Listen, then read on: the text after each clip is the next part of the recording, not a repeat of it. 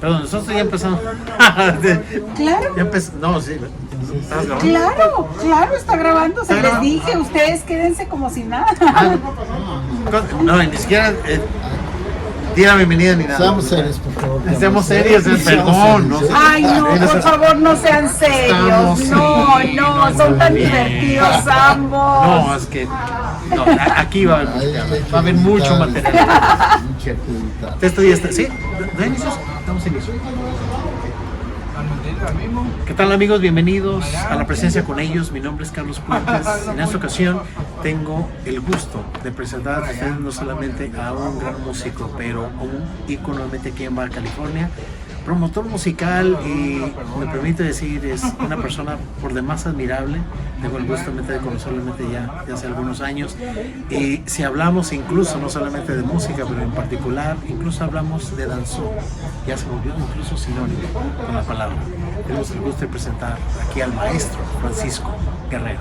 Muchísimas gracias, encantado. Quisiera agradecer al Café Walter, a El Babú, pues, por esta entrevista con mucho cariño y pues con mucha gratitud. Tenemos el gusto de haber participado incluso en una entrevista hace algunos ayeres, precisamente con mi entonces maestro y mentor, que fue precisamente cuando tuvimos el gusto de conocernos en Tijuana con todo. Pues ahora pues, el gusto de tenerte conmigo. Encantado, pues tú dirás por dónde comenzamos. Hay mucho de qué hablar el día de hoy.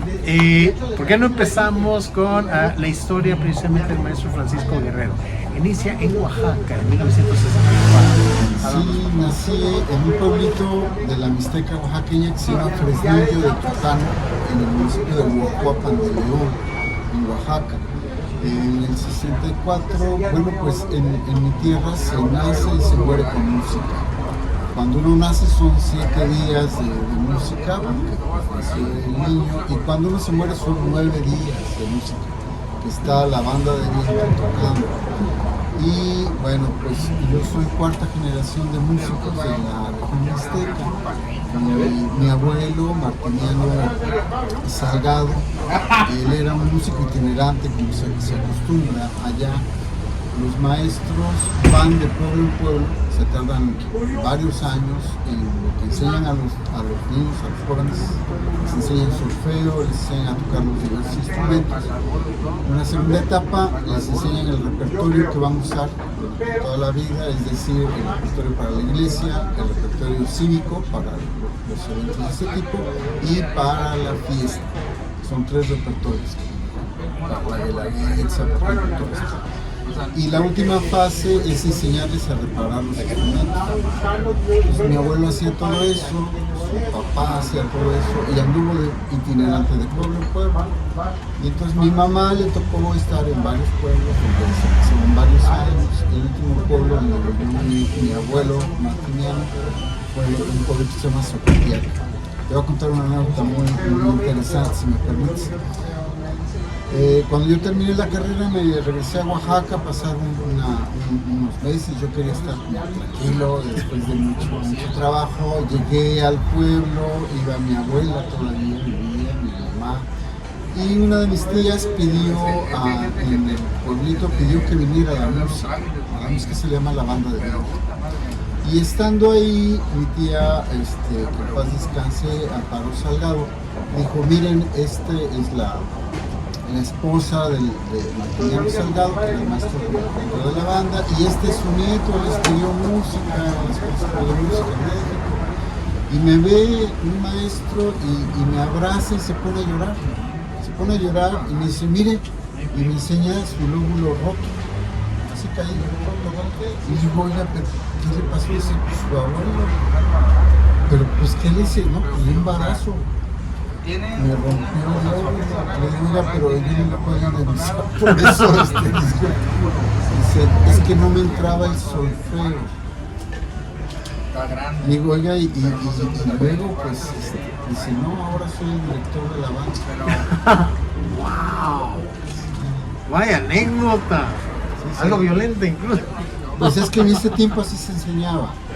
O sea, el solfeo era era fundamental, muy preciso.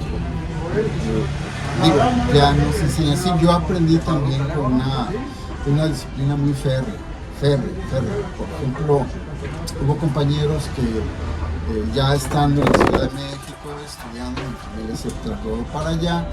Ya estando, un compañero decidió entrar a un concurso que se llamaba Valores Bacardí. Ah, claro. No me acuerdo si ganó o no, pero al otro día lo corrieron. Sí, lo corrieron. Sí, porque la escuela no formaba músicos populares. Sí, era muy estricto. A mí en lo personal, yo tocaba música latinoamericana antes de entrar a la escuela. Y mi maestro me prohibió tocar esa música. Y no solamente tocar esa música, juntarme con los que tocaban. Era muy estricto. Pero bueno, también agradezco porque, bueno, no hay mal que por bien no venga. Ah, bien. Pero entonces aquí estamos hablando de una vieja escuela, porque esto, o sea, no solamente vino de familia, o sea, esto lo tienes en los genes, viene en la sangre. Sí, bueno, mi familia se traslada a la Ciudad de México y pues mi padre era compositor, siempre había música, todos mis hermanos tocan, cantan, pero solamente yo me dediqué, digamos, profesionalmente a estudiar la música. Mi papá en ese tiempo me dijo, mira, si tú quieres aprender guitarra, porque cuando me enseñó los rudimentos, si tú quieres hay que hacerlo bien. Entonces un día me dice, vente, vamos, te conseguí un maestro. Y fui con el maestro Fernando René Cruz Vázquez. Él daba clases para el IMSS, justamente en el Teatro Hidalgo, atrás del Palacio de las Artes. Ahí estaba el maestro. Entonces yo llegué ahí y él me empezó a enseñar ya la guitarra clásica. Al tiempo me dijo, ¿sabes qué? Te tienes que ir con mi maestro. Entonces ya lo busqué al maestro Guillermo Flores Méndez. Él fue en su momento el último alumno vivo de Manuel Méndez. Entonces me fui con él, llegué con él, súper lindo, una persona pues, muy admirable. Y resulta que me dijo, ya no lo voy a aceptar porque ya me voy a jubilar. Gracias. Ya me voy a jubilar. Entonces busqué otro maestro y dije, no, a mí me dijeron como usted. Y así estuve 4 años, cada que me iba a escribir. Y entonces, ya el último año que llegué a escribir, dije, pero lo volví a ver cuando hice la presentación de mi primer disco. Lo invité a presentar en el Palacio de Bellas Artes, en la sala Adamo Guari. Mi disco que se llama Diario 2003, octubre, del maestro compositor José Alberto Bach. Alberto Bach fue discípulo de Guillermo Flores Méndez también. Entonces él nos presentó junto con Eduardo Langarne y Elizabeth Ulverson, fue la maestra de ceremonias, ahí en la sala de lugar. Por cierto, una anécdota interesante es que cuando presenté ese disco, unas semanas antes iba a tocar la orquesta de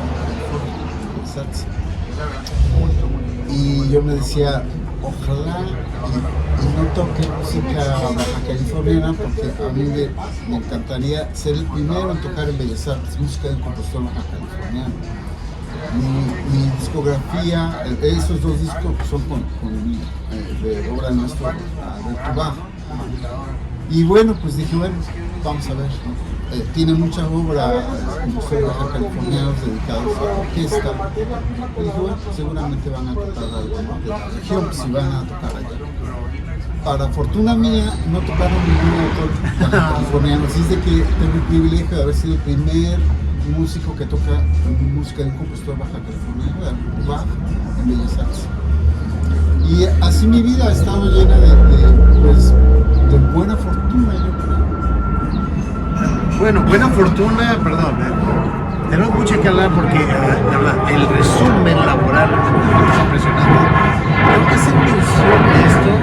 Recibiste tu título de licenciado en ejecución de guitarra en la Escuela Superior de Música de Lima, en Ciudad de México. Y eso lo tuviste por unanimidad de felicitación. Y con felicitación, sí, no alcancé, te voy a ser sincero al público, no alcancé la mención honorífica porque presenté un examen extraordinario. Y entonces la mención honorífica tiene que ver con tu cardex, con tu currículum, que se limpio todo. Y yo presenté un examen extraordinario. Y bueno, eso fue la razón por la cual no. Pero fui candidato a mención honorífica. Sí. ¿Aquí estás hablando de qué año fue esto? Esto fue en el 96. 96.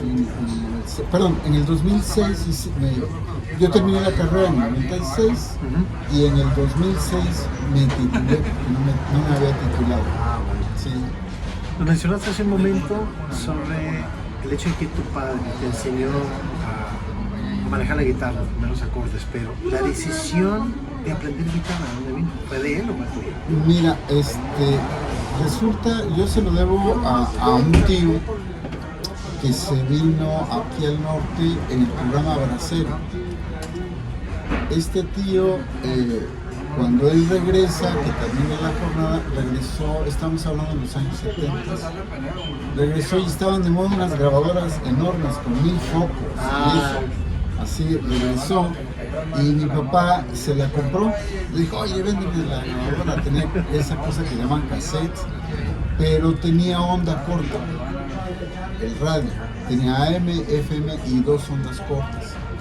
Entonces, él siempre estaba oyendo música en esa grabadora, la novedad en la casa en ese tiempo, pero en las madrugadas yo se la agarraba y me ponía a sintonizar estaciones de todo el mundo.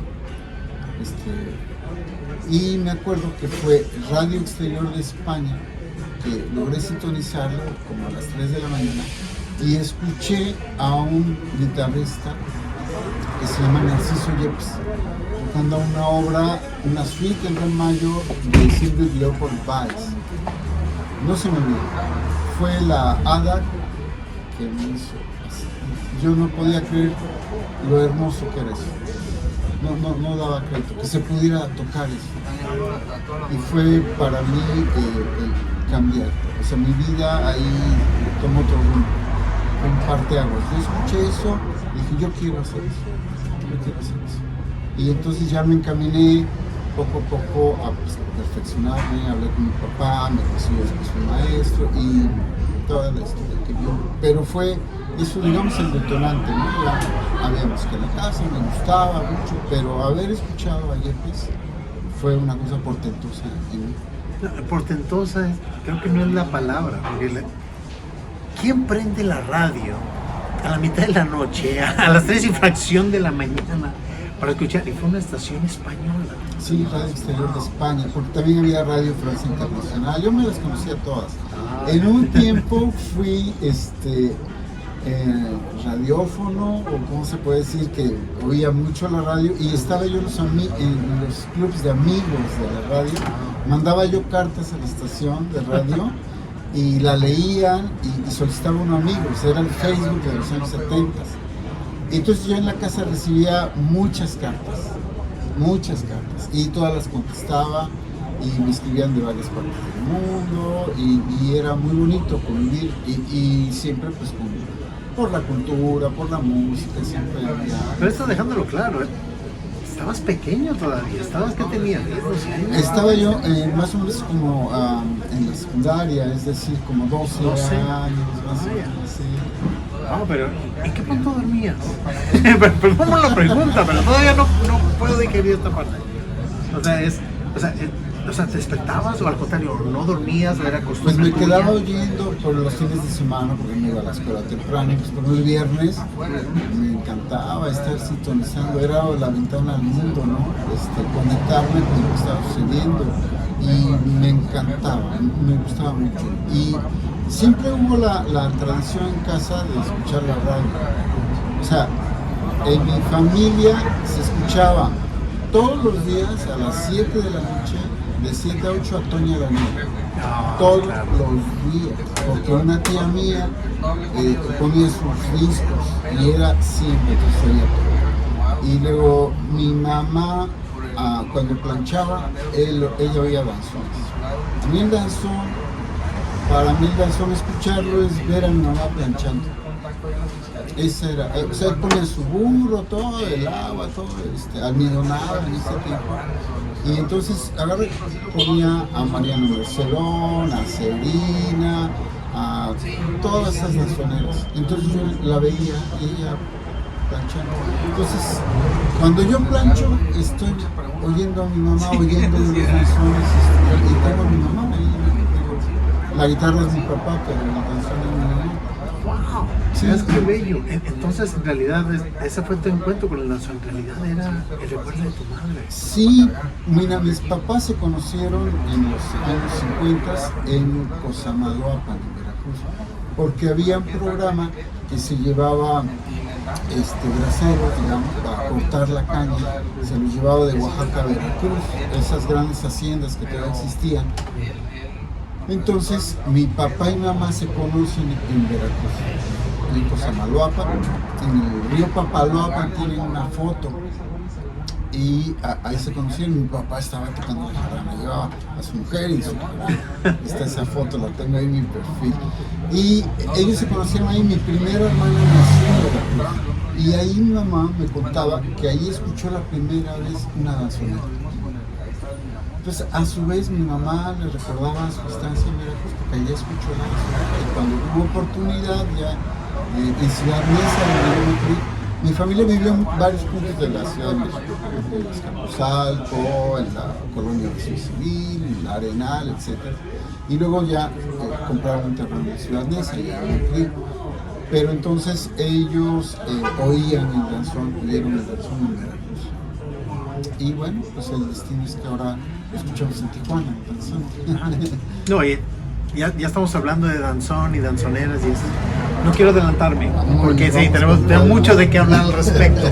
Porque sí, es una palabra realmente en la cual ya nos encontramos más que familiarizados precisamente. Gracias a ti y a Lorena y al Señor.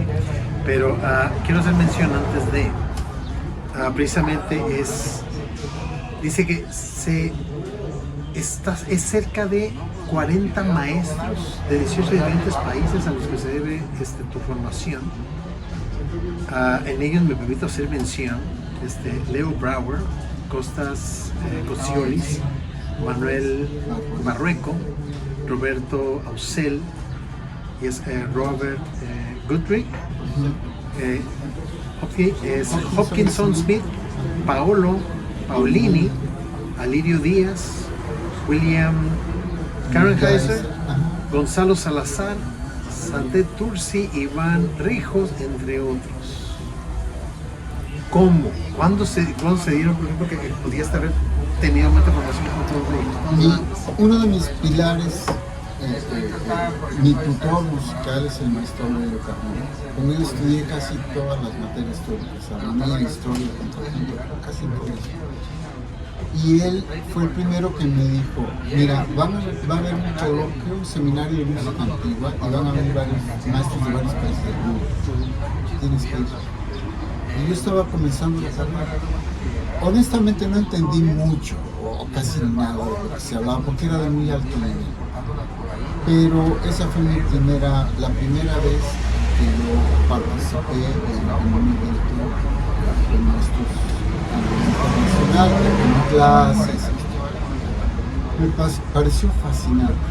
O sea, era un mundo que todavía no se cruzaba. ¿No? Yo estaba en los primeros 2 años de la carrera y ellos ya eran especialistas, maestros que habían estudiado posgrados en Europa, específicamente en música antigua. Estamos hablando de música de la mitad del siglo XVIII hacia atrás. Entonces conocí con música antigua. Y después empecé a tomar clases en la Ciudad de México. Pues la verdad es que han llegado todos los artistas en todas las épocas de todo el mundo. O sea, el que quieras ha estado en la Ciudad de México. O sea, Caruso, Bellas Artes, Ana Pavlova inauguró el Palacio de Bellas Artes, no sé, Rostropovich tocó, todos los grandes músicos, incluso de danzón también ya hablaremos, pero todos ellos han estado en la Ciudad de México porque siempre ha sido un centro muy importante.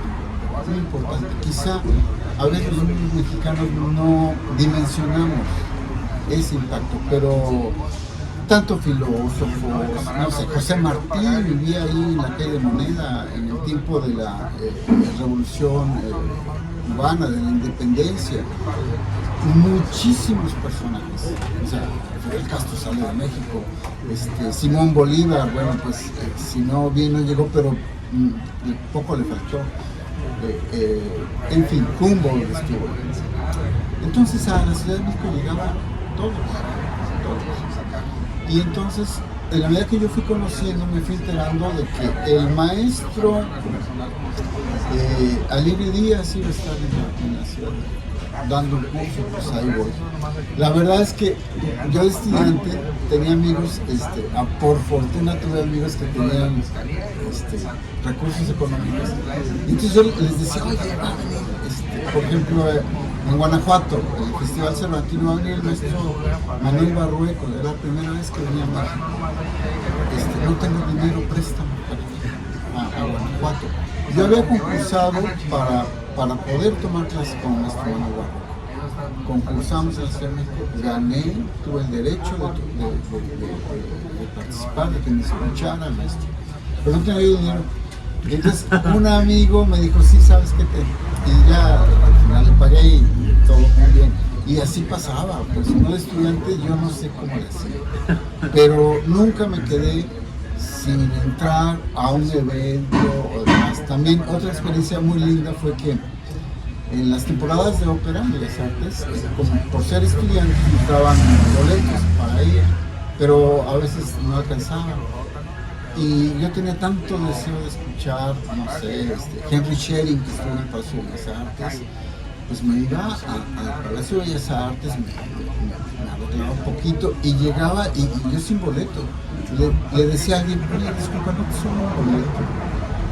O sea, dame 5 minutos, si no llega.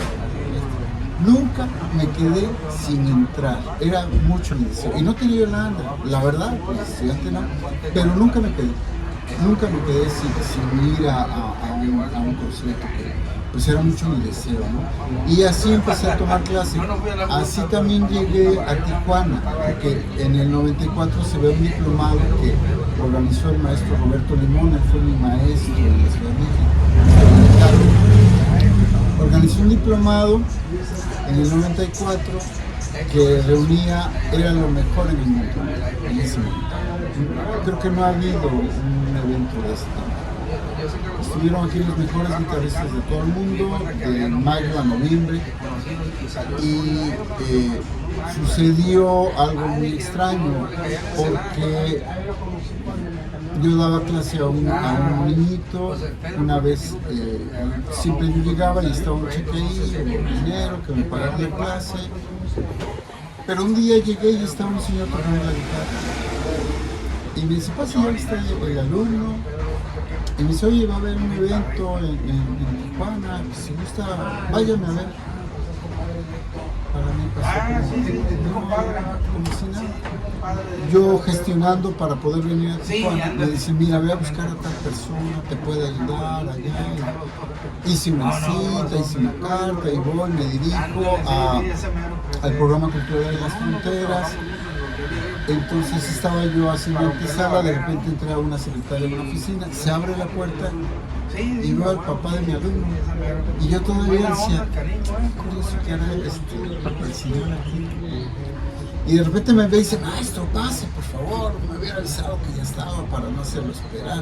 Era el director del programa cultural de las fronteras y el gran poeta Eduardo Reyes Landaco. Él fue el que me apoyó para venir de mayo a noviembre a Tijuana. Mayo a noviembre, estamos hablando de 18 vuelos de avión. 18. 9 meses o algo así, todos esos meses.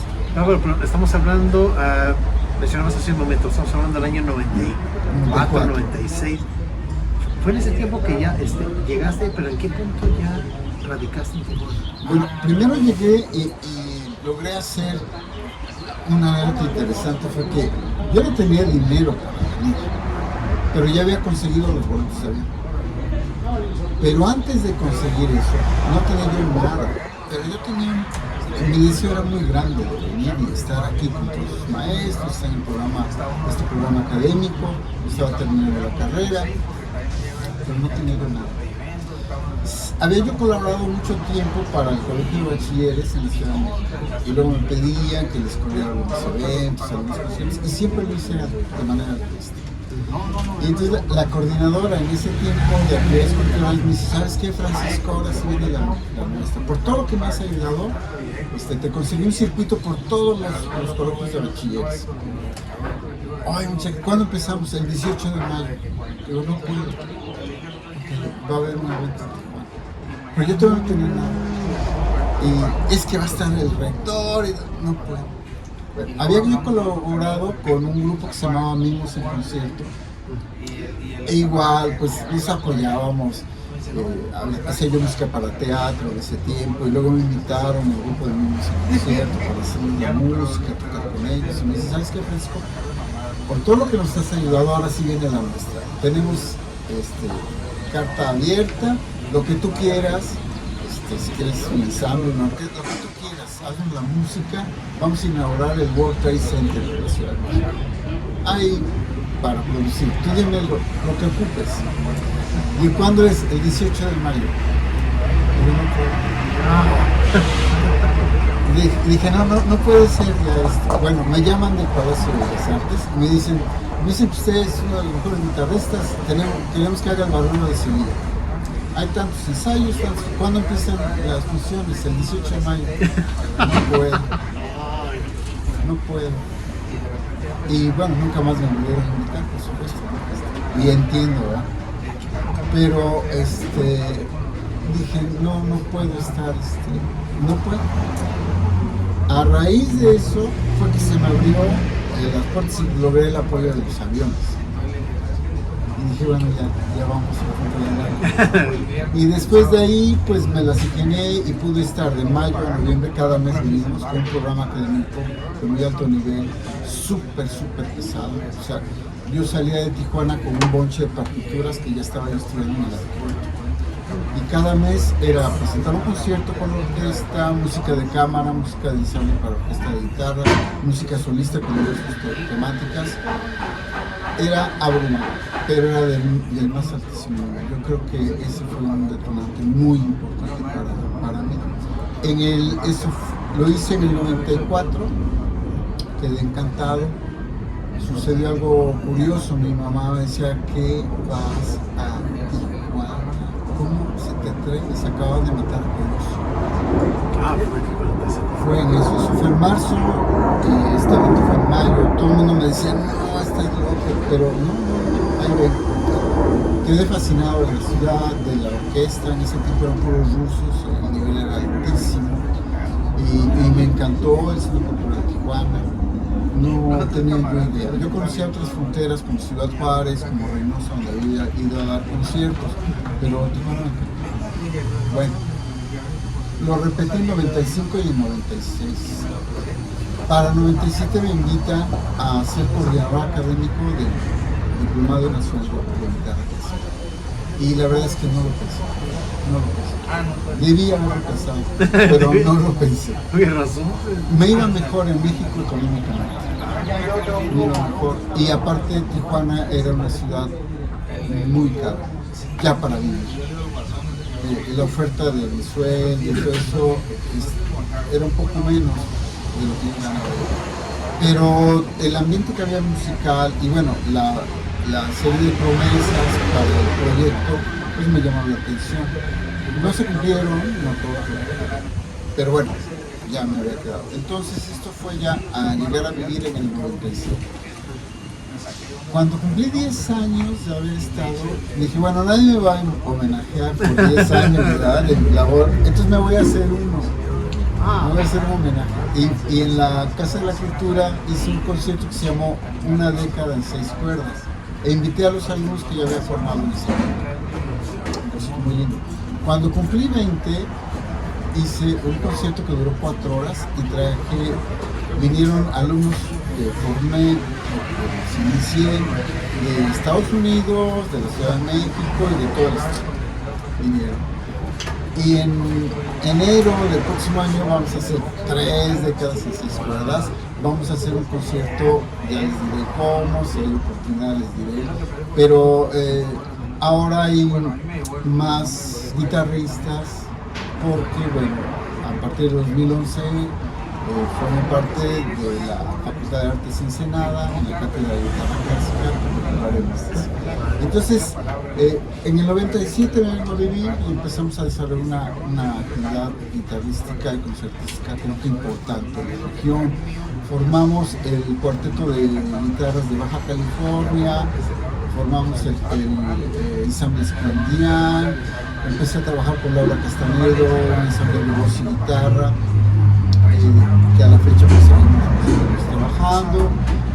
Formamos la Orquesta Mexicana de Guitarras y era muy chistoso porque incorporamos un instrumento de Baja California que se llama guitarrina, que había inventado Alberto Bach, y entonces arreglamos las cosas y nuestro eslogan era guitarra más guitarra más guitarra más guitarra igual a rondalla. Guitarra, guitarrón, guitarrina y requinto igual a Orquesta Mexicana de Guitarras. Y empezamos a hacer ese proyecto muy interesante y mucha actividad musical. Eso fue a partir del 97 al 2001 que fui el coordinador académico del Centro Panamericano de Guitarra y también docente en algunas otras. Esto me permito, en este caso, hacer mención de tu formación y logros. También tú presentaste, dentro de tu formación, es defensa de la tesis, la temacognición de la enseñanza de la guitarra clásica. Sí, cuando yo terminé la carrera, me vine para acá, no había tenido tiempo de titularme, entonces hubo un momento muy álgido en Tijuana, que fue más o menos en el 2005. Yo siempre había querido tiempo para poder titularme. Bueno, en ese año yo tenía muchos alumnos, sobre todo particulares, daba clase en Real del Mar, y digamos que de 18 alumnos me quedé como con 3 alumnos. Todos se fueron a Estados Unidos, al resto del país. Fueron tiempos muy difíciles en Tijuana. Entonces dije, bueno, siempre había querido tiempo, ahora lo tengo, pues ahora me voy a titular. Entonces dije, bueno, voy a trabajar en titular y me dediqué 8 horas diarias a preparar. 8 horas y fui 3 veces a la Ciudad de México para asesorías, hice todos los trámites y presenté mi examen profesional y todo eso. Cuando acabé de tocar el concierto, empecé a sentir un vacío, como, ¿y ahora qué hago? O sea, tenía muchos años que quería terminar, concluir este proceso académico con la titulación, y después me sentí vacío. Entonces me dice Lorena, pues haz una maestría, tiene muchos años enseñando, pues haz una maestría. Y bueno, hice la maestría. Y mi tesis de maestría fue la metacognición y la ciencia de la guitarra clásica. En ese tiempo eran muy pocos los estudios, estábamos hablando del 2007. Había muy pocos estudios metacognitivos aplicados en la música y no había en la guitarra clásica. Entonces dije, bueno, creo que ahí hay una brillante oportunidad. Entonces tomé a los alumnos de la Casa de la Cultura en Altamira.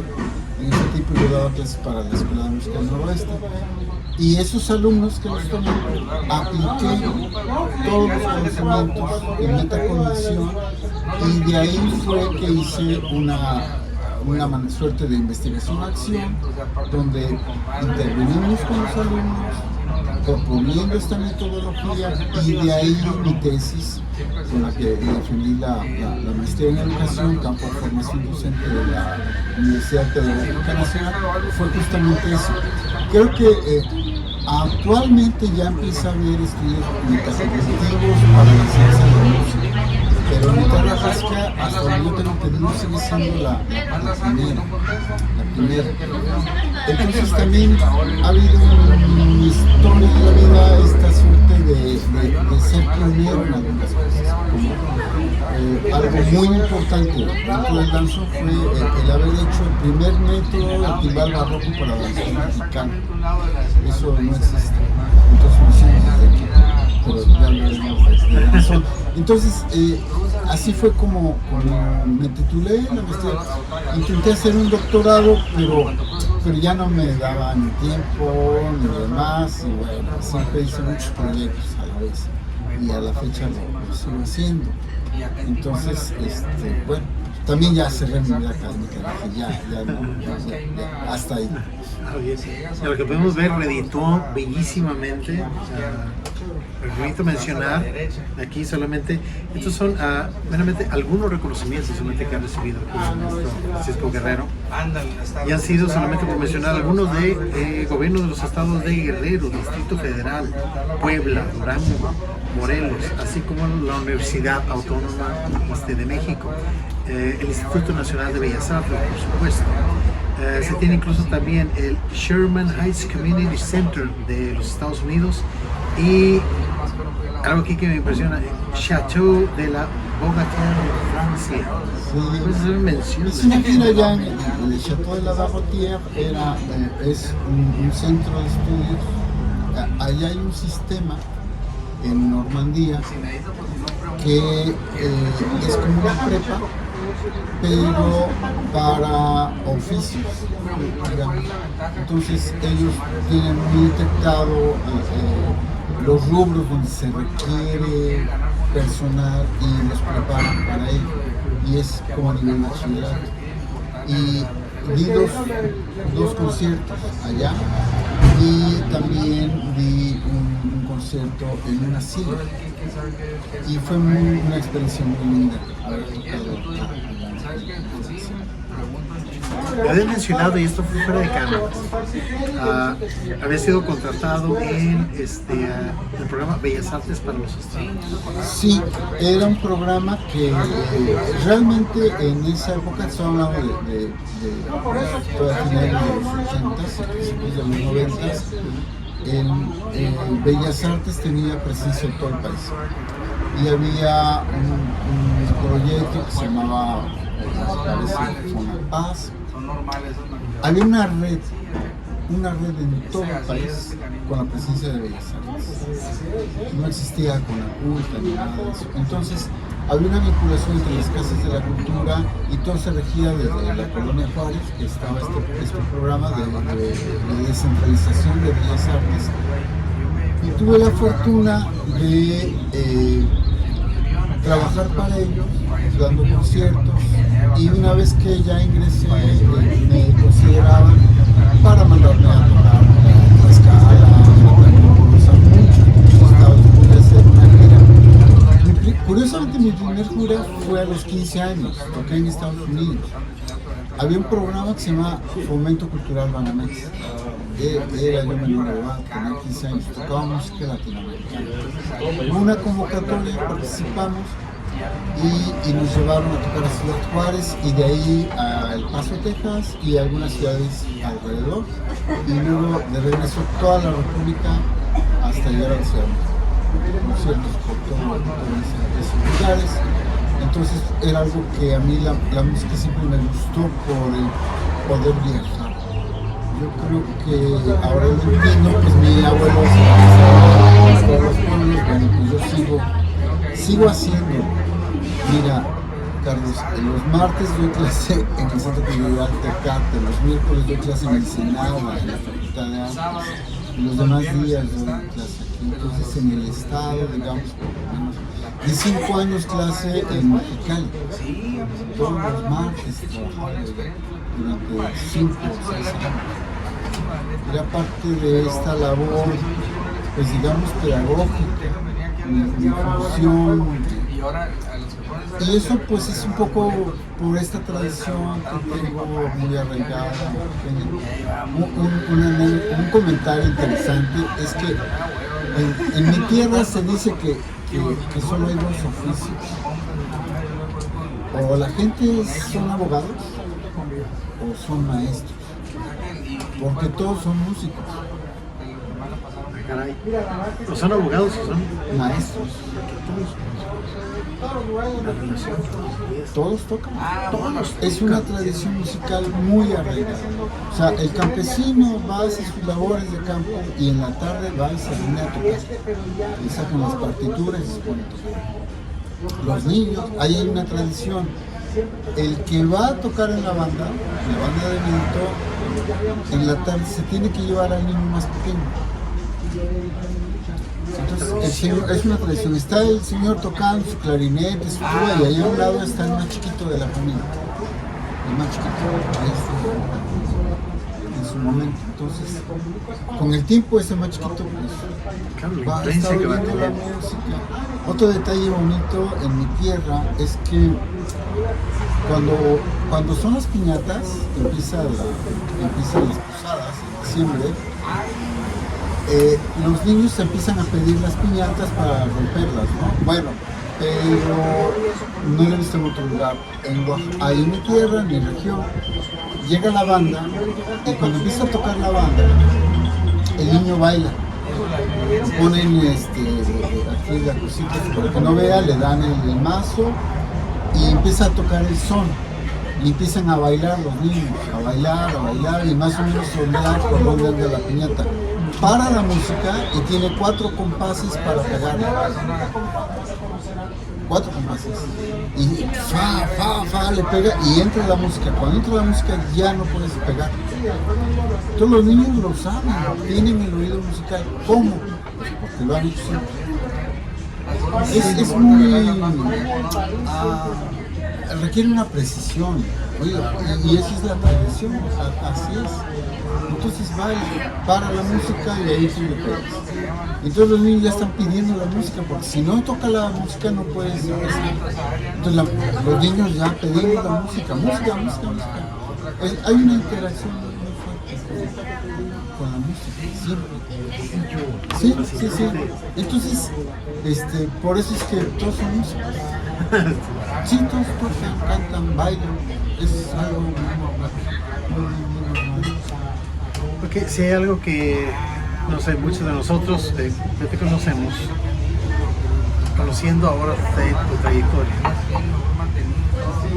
O sea, eres hiperactivo como músico, como docente, como te conocemos ahora. ¿De dónde viene esta faceta como? Como todas las cosas es por necesidad. Todas las cosas por necesidad. Nosotros, Lorena y yo, en el 2003, mi suegra, a descanse, una vez pasó aquí en la torre de Aguacaliente y vio que estaban bailando danza. Y nos dijo, ¿por qué no aprenden? Lorena había estudiado ballet y danza contemporánea y todo eso. Y yo lo bailaba de niño, pero como ellos me daban a entender, sí, me gustaba mucho bailar. Pero empezamos a tomar clases, eso fue en 2013. Antes de eso, nosotros organizábamos conciertos.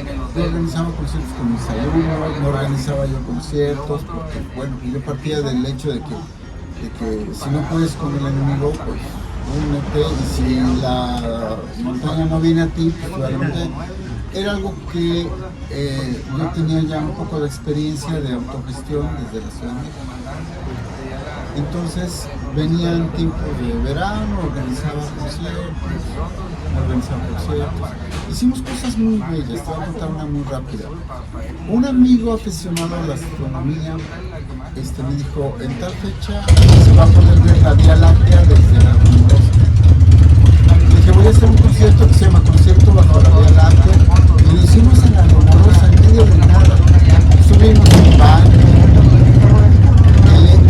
Fui muchas veces a ese lugar para escoger el lugar donde se pudiera oír la guitarra clásica, pensando en los anfiteatros griegos, utilizando la montaña como eco, como amplificador de la guitarra.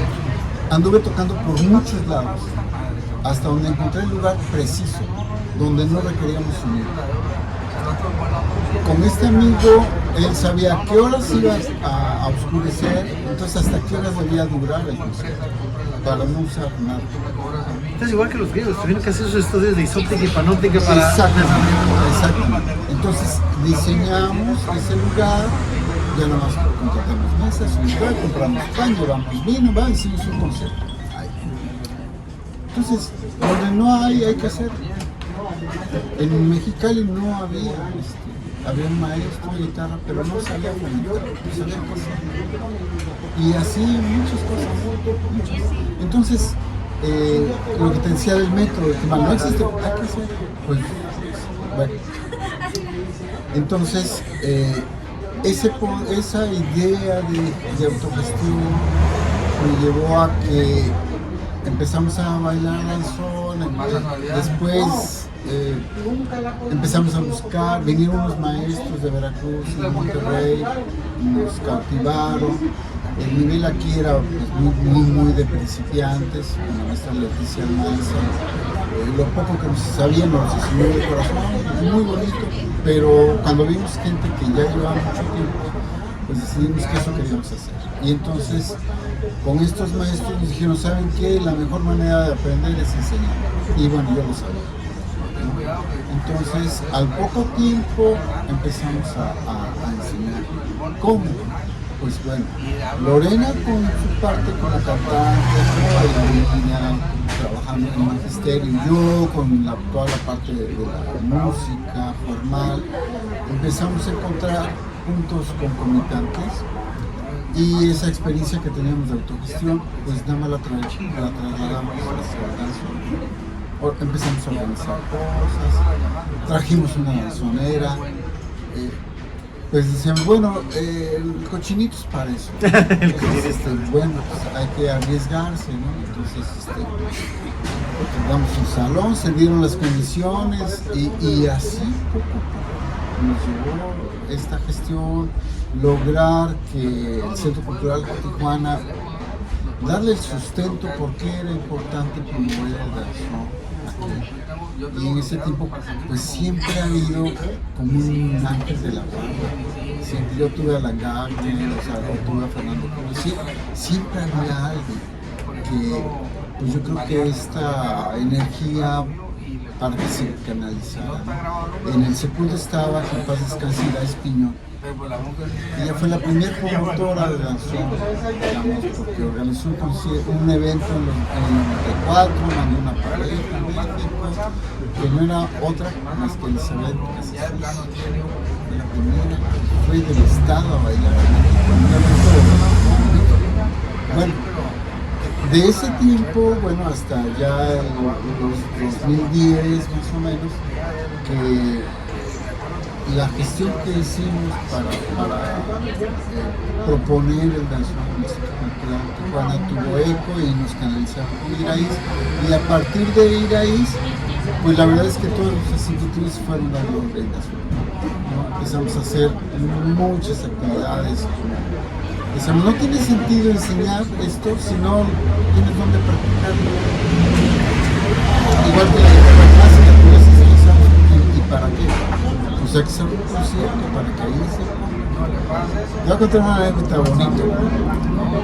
En el 97 fue el primer año que di clase en Mexicali, todo ese año. Al final hicimos un concierto con los alumnos. Logramos que Jersey les diera guitarras. Logré que el DIF llevara un camión a Los Ejidos para traer niños y formar la primera orquesta infantil de guitarra clásica. Fuimos a la radio, televisión. Daniel Serrano fue el primero que me entrevistó allá en ese proyecto pedagógico mexicano. Yo no cobré un quinto, todo un año no cobré. Bueno, fueron 2 personas al concierto. Ese, o sea, éramos 20 en el escenario y 2 personas. O sea, personas, claro, los papás, pero había 2 personas. Dije, ¿qué vamos a hacer? ¿Qué vamos a hacer? ¿Qué vamos a hacer? ¿Qué vamos a hacer? Bueno, hablé con los papás y dije, bueno, no vamos a claudicar. El próximo semestre, a final, vamos a hacer un concierto. Vamos a seguir haciendo, pero entonces lo vamos a anunciar. Tamales gratis, y abajo con letras chiquititas, y concierto de guitarra clásica. O sea, en la línea, digamos, la más pequeñita. Las letras pequeñitas eran tamales y atole gratis. Teatro del Estado. Se llenó. Ah. Se llenó. Se llenó.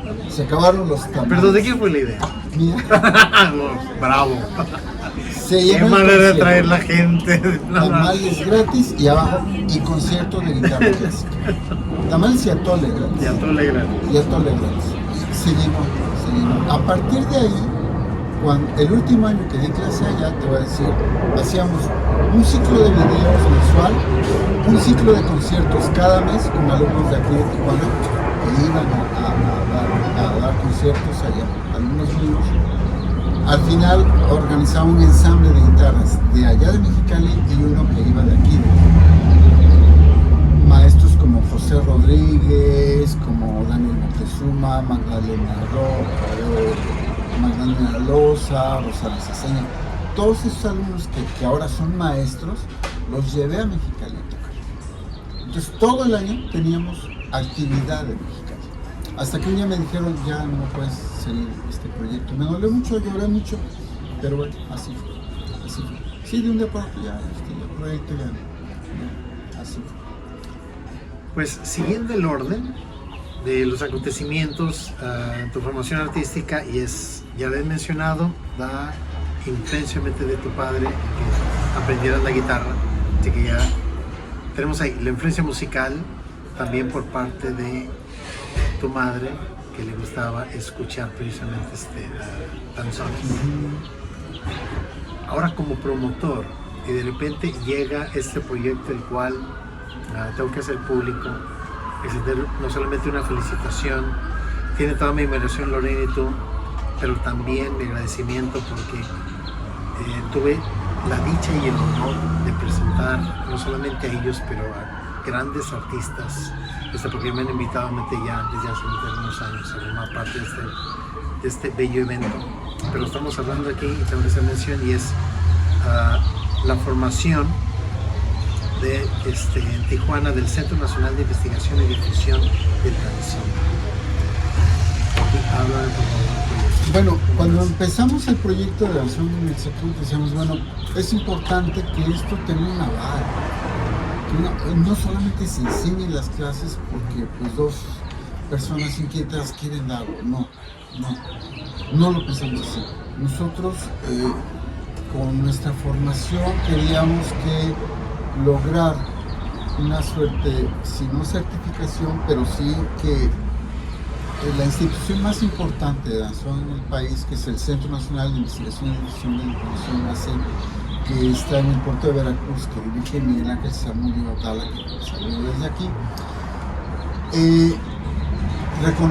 que nos diera el aval para desarrollar ese proyecto, para que la Escuela Veracruzana de Danzón aquí se desarrolle. Obviamente que concursos que tomamos con ellos en Veracruz y en otros lugares logramos ese aval, que este centro, CENIDAC, avalara el trabajo que hacemos. Bueno, ¿y cómo mantenemos ese aval? Pues a través de jornadas didácticas. Cada semestre o cada año hacíamos una jornada didáctica en la que traíamos maestros de Veracruz a que nos siguieran reforzando los aprendizajes y también que observaran cómo se desarrollaba la escuela aquí. Y esa fue la manera en cómo incorporamos una actividad a nuestro proyecto, que son las jornadas didácticas. Y bueno, ya el año pasado hicimos la 10ª jornada didáctica de danzón con el maestro José Luis Juanes, que vino considerado el mejor bailador de danzón. Por Rosario Manzanos, que es una autoridad en la danza. Escribió 30 años para el proceso sobre danza. Así, bueno, lo mismo muchos otros proyectos. Por ejemplo, en el ámbito de la investigación, hicimos durante 3 años una actividad que se llamaba Danzón Sessions. Cada mes exponíamos un tema del danzón. Y entonces temas como migración y danzón, no sé, la ciudad y el danzón, muchos temas tanto musicales como danzarios, etc. Durante 3 años hicimos eso. Una plataforma en la cual haya la práctica. Se nos ocurrió hacer danzón de los pies al corazón, que desde el 2012 a la fecha lo hacemos el último sábado mes. Luego se nos vino también la idea de empezar a hacer los eventos de aniversario por el taller de danzón del Segur, y eso naturalmente nos llevó a hacer el primer festival nacional de danzón. Por nuestros vínculos en el arte empezamos a sumar. Por ejemplo, en el 4º aniversario del taller de danzón invité a la orquesta de cámara de Ensenada a que nos vinieran a dar un concierto dirigida por el maestro Luis Salazar, que es nuestro bajista de la danzonera. Y cuando se enteró el maestro Ernesto Rosas que iba a venir la orquesta, él dijo: yo quiero ir. ¿Por qué es importante el maestro Ernesto Rosas? Porque él estrenó el Danzón 2 de Arturo Márquez en Ensenada. Ahora ya se reconoce, antes no se reconocía como el proto danzón. Todavía le hizo unos ajustes el maestro, pero ese danzón, que es la obra más tocada en la actualidad de un compositor mexicano. Desplazó a Moncayo en el mundo. Es la obra más tocada de un mexicano, es el Danzón 2 de Arturo Márquez. Y ese lo estrenó Ernesto Rosas en Ensenada. Entonces dijimos, bueno, vamos a hacerlo y se va a tocar el Danzón 2 y arreglos para danzones para orquesta. Y eso lo hicimos 2 veces, el 4º y 5º aniversario. Presentamos la antología del danzón mexicano escrito por el maestro Aurelio Carmona, que había hecho un trabajo enorme de recopilar danzones y arreglarlos para la Orquesta Sinfónica de Viento, y lo presentamos aquí. Y entonces poco a poco se empezaron a sumar artistas. Un punto, creo que culminante en este proceso fue el año pasado, que celebramos el 55 aniversario de la danzonera de Felipe Urbán, y reunimos 40 artistas, entre ellos el Bakú, el tenor Marco Antonio Labastida, el clarinetista Emiliano López, a la bailadora de flamenco Norma Michel, en fin, a Carlos Rosario, decimista. Escribimos el guión. Bueno, en esta parte de escribir hay algo interesante. Siendo yo estudiante, un maestro me dijo, nos pedía tareas y decía, háganlo pensando en que se va a publicar, que no sabes cuándo les va a hacer. Ya estando en Tijuana, viviendo, me invitaron a escribir para el periódico Frontera las reseñas del festival de guitarra, el Festival Hispanoamericano de Guitarra. Hice una serie de notas junto con el maestro Alberto Bach para el periódico, y cuando empezamos a ir a eventos danzoneros, empecé a escribir las reseñas de los eventos. Eso me llevó a que después me invitaran a escribir una reseña para un disco de tal cosa. Bueno, después me publicaron en el Excelsior una nota que hice para el disco de Batis y el maestro, el baterista Cantú. Hice la reseña, escribí, y luego me invitaron a escribir de danzón. Entonces empecé a escribir cosas de danzón que se publicaron en la Gaceta Tiempo de Danzón. Yo antes ya había hecho mi gaceta, tenía una gaceta que se llamaba El Curioso Tañedor. El Curioso Tañedor. En el Renacimiento se le llamaba El Curioso Tañedor al músico que no solamente se quedaba tocando, sino que él iba un poquito más allá, una suerte de filósofo. Y uno de mis maestros, él siempre me decía el curioso tañedor. Él siempre me decía el curioso tañedor. Entonces así le puse a la Gaceta. Invité a fotógrafos que me hicieran la portada, a Ángeles Flores que me hiciera el diseño, citaba cosas de poetas, ahí escribía, Lorena participaba con un artículo siempre de la música desde la psicología, hacía secciones infantiles. Entonces ya tenía yo un poquito eso, y bueno, la necesidad me llevó a empezar a escribir guiones. Ya tenía yo un programa de radio, hice los guiones para un programa de radio que en el 97, que se llamaba R con R Guitarra. Escribí estos guiones. La verdad es que me encantaron, se hicieron los, ¿cómo le llaman? Prototipos, promos, no sé. Pero bueno, ahí quedó el programa, lo produjimos en una estación de radio que estaba ahí en Sánchez Taboada, no recuerdo ahora. Pero fue un proceso muy lindo.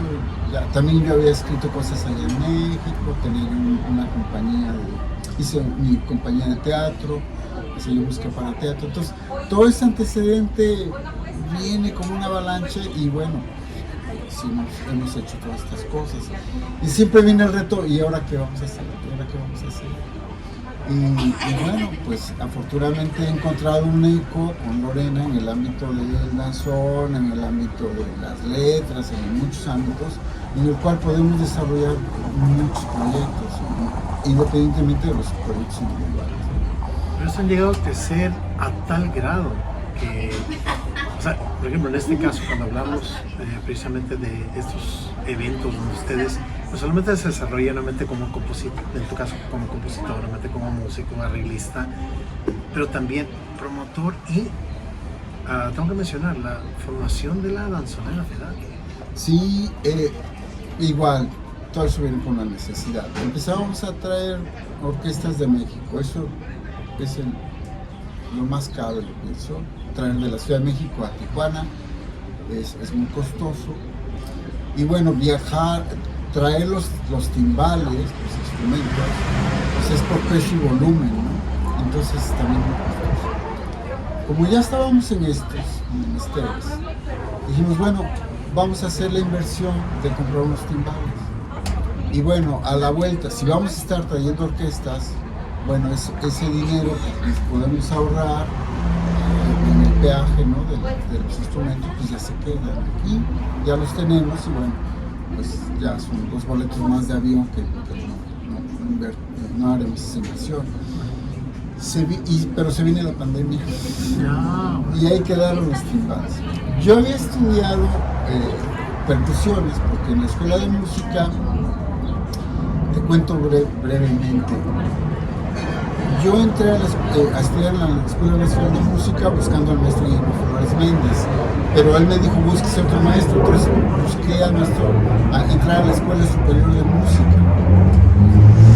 Ahí había un maestro, los maestros que eran importantes, entonces yo ya estaba grande, de verdad, para ingresar, es decir, yo tenía 17 años, ya era grande, ahí entras de 15 años. Pero entonces me las ingenié. Y dije, bueno, voy a inscribirme a flauta.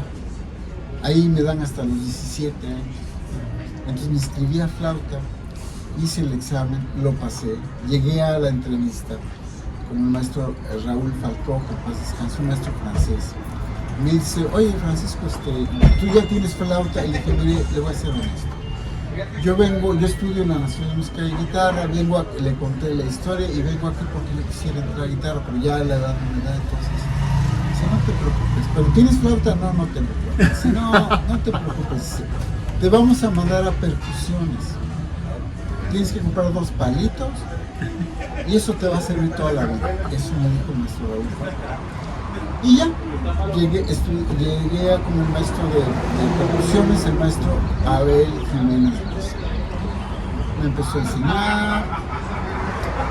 De repente, al poquito tiempo me dice, necesito que vayas a la Colonia Guerrero a que compres unas baquetas de los marinistas de allá, porque vas a saltarte ya teclados. Y dije, oiga maestro, pero eso es hasta el otro año. Y dice, no mames, ni una vez. Ahí está. Y de repente me dice, cómprate una madeja de estambre, porque te voy a enseñar a hacer las baquetas, porque ya vas a empezar a estudiar timbales. Dije, maestro, pero eso todavía no, hasta el otro año. Dice, no, de una vez. Algo vería. Bueno, entonces enseñar.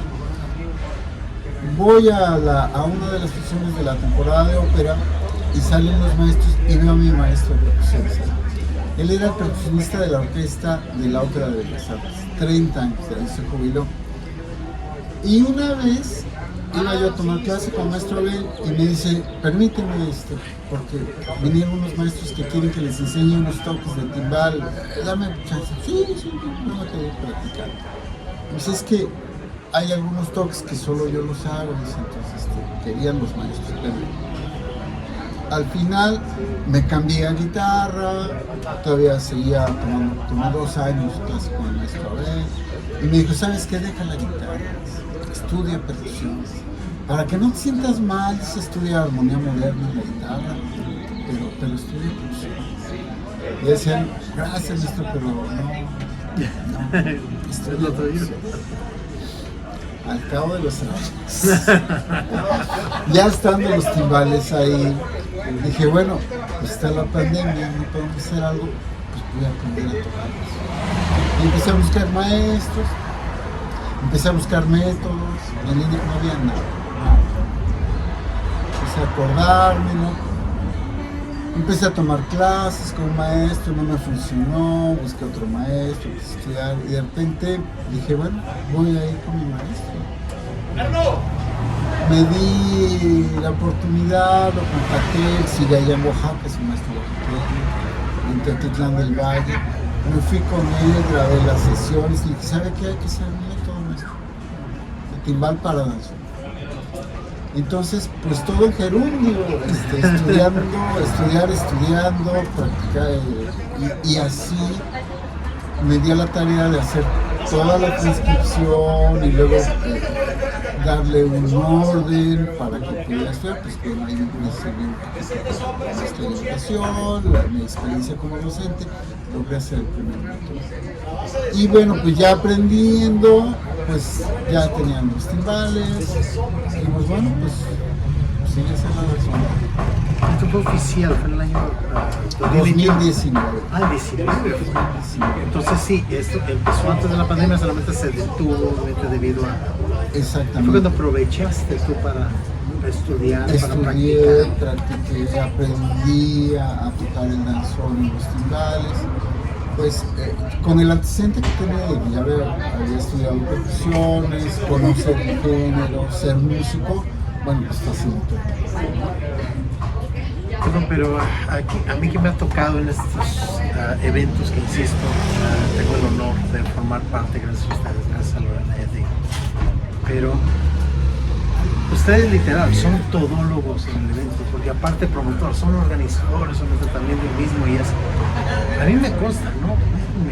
Por espacio de varios días, y de verdad para mí es admirable ver que ellos no solamente estamos llegando incluso al final de un evento, estamos hablando que solamente en la organización que se lleva semanas, se le está trayendo a la gente, a estar corriendo a los aeropuertos, a los hoteles, viendo sus hospedajes, etcétera, cada detalle.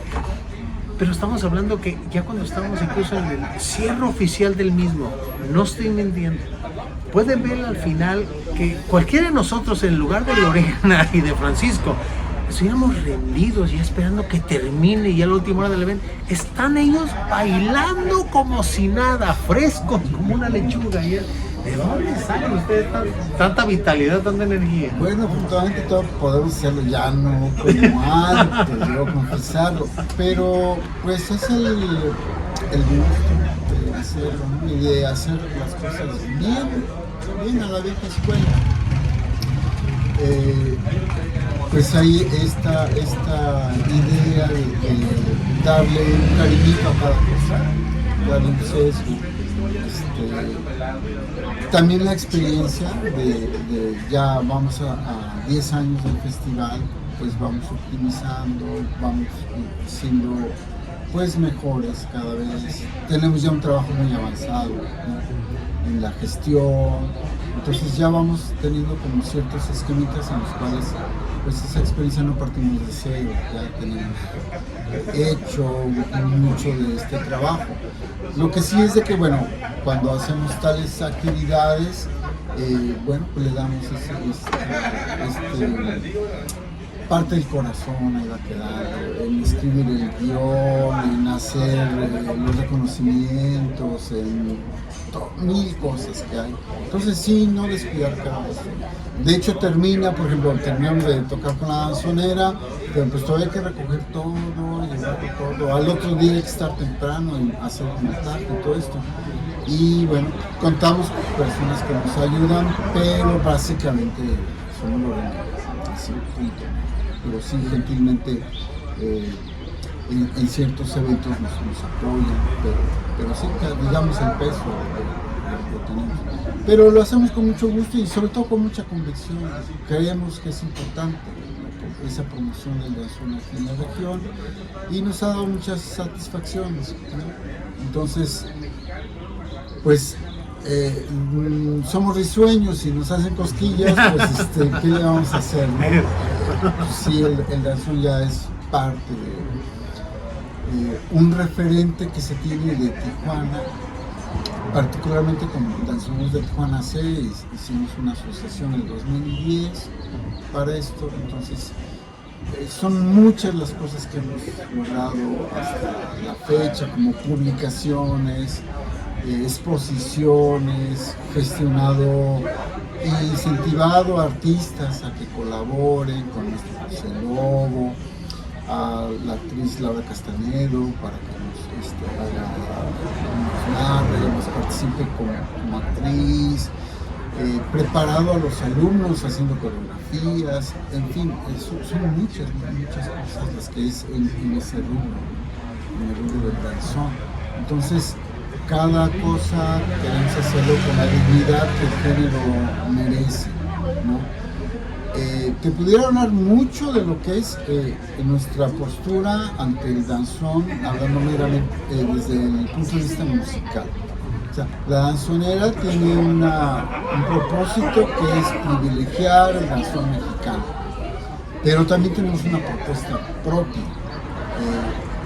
Hemos logrado grabar los primeros danzones en inglés con Lorena como cantante, con arreglos de Alejandro Aguilar, de Martín Espinosa, que han obtenido primeros lugares en el concurso de composición nacional de danzón, presidida por Arturo Márquez. Entonces, bueno, como te decía, pues para eso son los cochinitos, ¿no? De ahorrar y invertir. Hicimos una inversión para el acervo, para comprar los danzones, para tener el archivo, pero hemos tenido ese ángel que nos ha ayudado en la danzonera, específicamente el maestro Aurelio Carmona, Miguel Ángel Zamudio, Miguel Ángel Vázquez, el maestro Eduardo Luna, Martín Espinosa, son los que nos han apoyado para tener el acervo. También algunos otros colaboradores, pero más que nada ellos. Ahí viene un rubro también importante, como son muy celosos, bueno, y Felipe Urbán, que también nos ha apoyado para el acervo, se son muy celosos por el material. No es fácil conseguir el material, a veces hay que hacerlo de oído, sacarlo, esos son procesos muy largos. ¿Qué es lo que tuve que hacer? Bueno, yo me había negado a escribir música de manera digital, porque yo decía, yo escribo más rápido partituras, pero llegó el momento que ya no era así. Entonces, para cuando hice el método de timbal, tuve que aprender a escribir ya en software de la música. Y ya aprendiendo eso empecé a hacer arreglos para la danzonera, pero ya desde el software. Y eso me ha llevado a entonces empezar a digitalizar danzones, a pasar danzones para la danzonera, a hacer adaptaciones. Y ese es un campo pues enorme, que me ha llevado pues de manera muy disciplinaria 2-3 horas diarias. Pero lo mismo para otros. Lamentablemente el día solo tiene 24 horas. No se puede todo.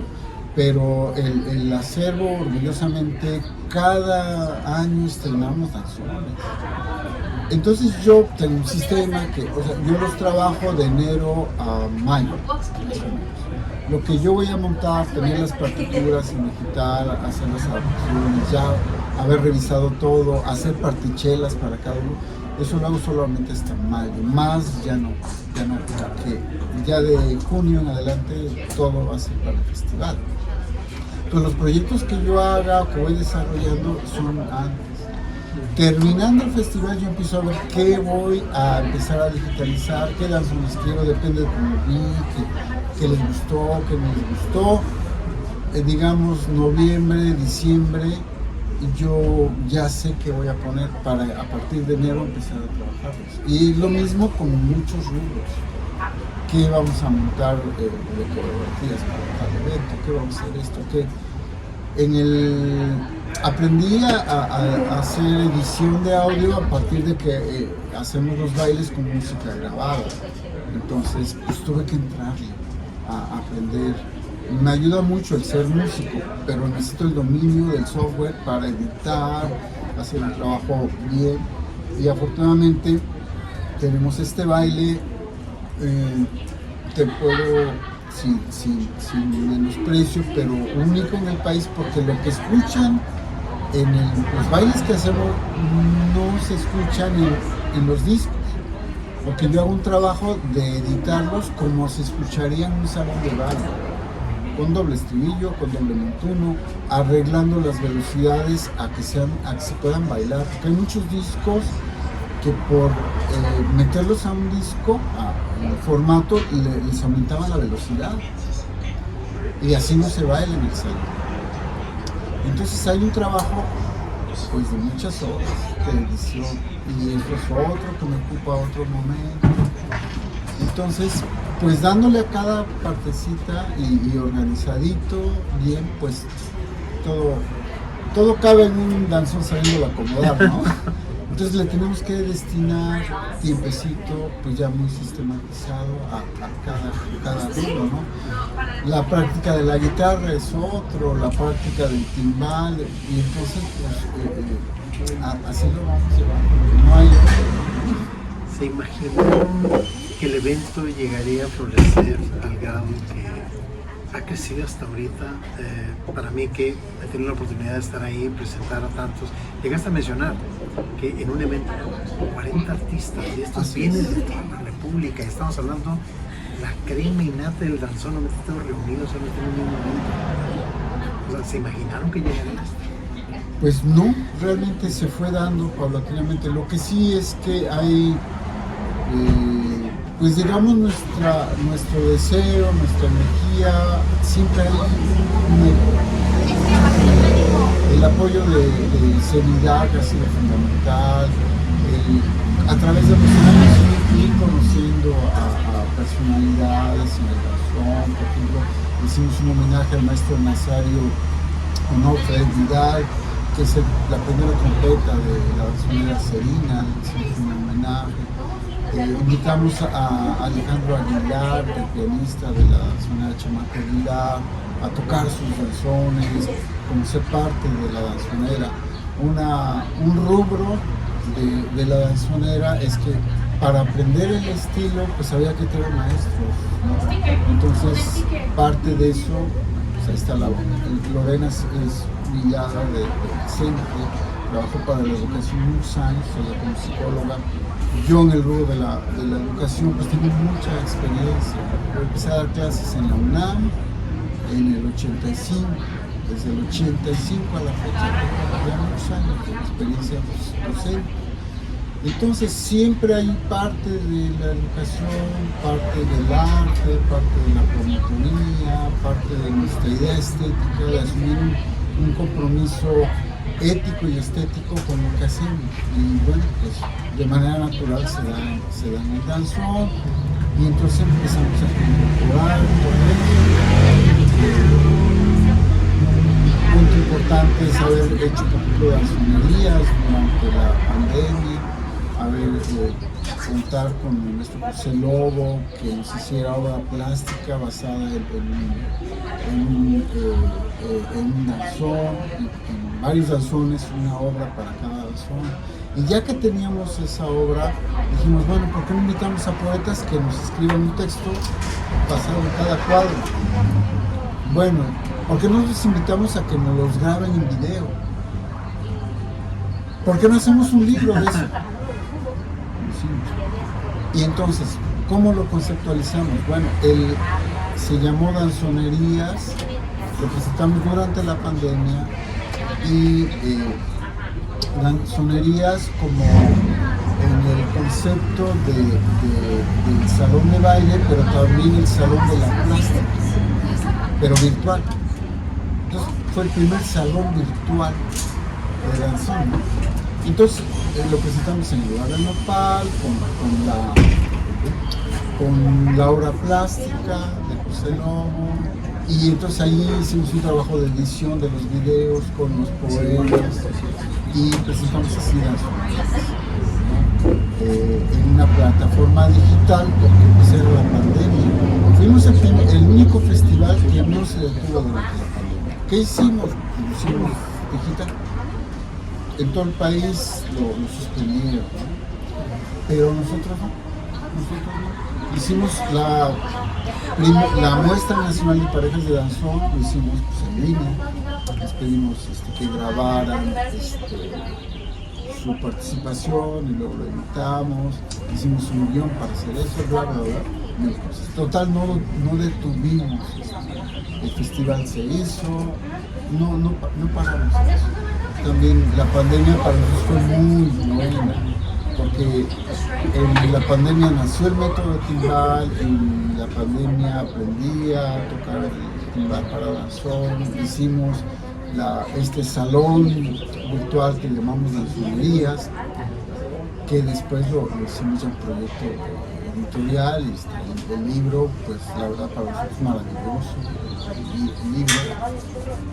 Y bueno, ya teniendo eso, hicimos el concurso Rosa Abdala Gómez. El primer concurso lo hicimos de poesía, de fotografía. Entre nuestro jurado estuvo Cristina Calvo, fotógrafa, sobrina nieta de Frida Kahlo. Fue nuestra jurado, entre otros. José Lobo también. Luego hicimos el libro Crónicas Danzoneras, el luego Amor en 4 tiempos, por los 4 tiempos del danzón, y así seguimos. Entonces, pues bueno, hasta que se puede, ¿no? Se hace lo que se puede, ¿no? Así más o menos. Carrera por demás admirable, trayectoria amplia, y ¿hay algo que le falta todavía a Francisco Guerrero por hacer? Bueno, dormir 8 horas sería muy bonito. ¿No?